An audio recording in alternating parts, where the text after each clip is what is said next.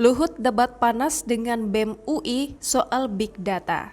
Kalian jangan emosional. Asumsi itu ada karena ketidakjelasan dari istana. Sudah dijawab, Presiden sudah bilang pemilu tetap tanggal 14 Februari 2024. Dan mesti lagi. Menteri Koordinator Bidang Kemaritiman dan Investasi Luhut Binsar Panjaitan terlibat perdebatan panas dengan Badan Eksekutif Mahasiswa Universitas Indonesia atau BEM UI. Perdebatan itu terjadi ketika mahasiswa menggelar unjuk rasa atas kehadiran Luhut di kampus mereka, Universitas Indonesia Depok, Jawa Barat, Selasa 12 April 2022. Diketahui unjuk rasa itu dipimpin oleh Ketua BEM UI Bayu Satrio Utomo yang memimpin orasi. Ada dua hal yang menjadi tuntutan mahasiswa UI. Pertama, menolak penundaan pemilu 2024 dan perpanjangan masa jabatan presiden. Kedua, soal status Universitas Indonesia.